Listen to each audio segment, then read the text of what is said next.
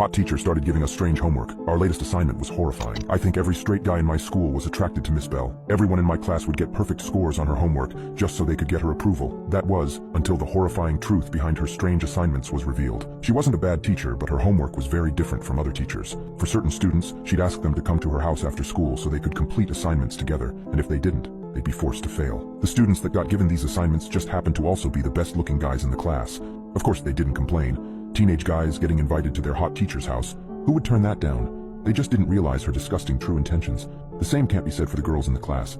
They were clearly her least favorite students. She would usually just ignore them, or she'd just ask them extremely hard questions to make them look stupid in front of the rest of the class. Whenever any of the boys asked for help, she'd always make sure to lean right over their desk with a low button-down shirt to help explain. Specifically, the good-looking guys. My friend Sean nearly creamed his pants when she leaned down next to him when wearing a low button-down shirt to explain how to properly use an adverb. I mostly ignored this for the most part, until the rumor spread that Miss Bell was sleeping with her favorites. I thought this was bad enough, but the actual truth of what she was doing was so much worse. Most guys were fine with this rumor, but I always thought it was really weird that her students were around 15 or 16 at this point. That's really not okay. I don't care how hot people think it is. It's a bit personal for me, if I'm honest. My older sister was preyed on by one of her teachers when she was a freshman.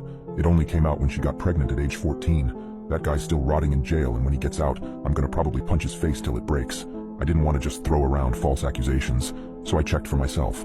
I asked my friend Sean, who happened to be one of her favorite students. We were playing video games, eating mozzarella sticks, and just chatting it up when I decided to bring up Miss Bell. So, what do you think about her? I asked, snatching another mozzarella stick off the pile. Sean's face lit up in a way that made my stomach twist. Oh man, she's the greatest. I got to study at her house last Saturday, he said. I swallowed. Did all you do was study? I asked, glancing up the stairs to make sure Mrs. Barnett wasn't within hearing distance.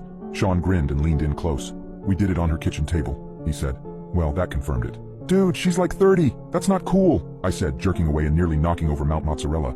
Sean snorted and rolled his eyes. Come on, it's not like I didn't want it. And she's not 30, she's 28, he said, as if that made it all better. I'm telling you, it's kinda creepy that a 28-year-old woman wants to do it with a 16-year-old, I said.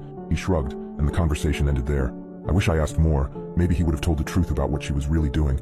God, I really should have talked with Sean about it more. That Friday, I'd forgotten my copy of To Kill a Mockingbird in Miss Bell's class and was heading back to get it when I saw she wasn't alone in class. Maybe hoping to get some evidence of her creeping on teenage boys, I listened in. I recognized the other person as Malcolm. Malcolm wasn't the brightest bulb in the package. He'd been held back a year and thought of himself as a badass just because he graffitied the school before. Right now, Malcolm was crying and I felt sick to my stomach.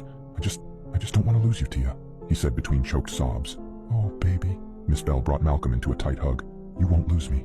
I love you, and you love me. That's why I know you'll do your very best to keep me.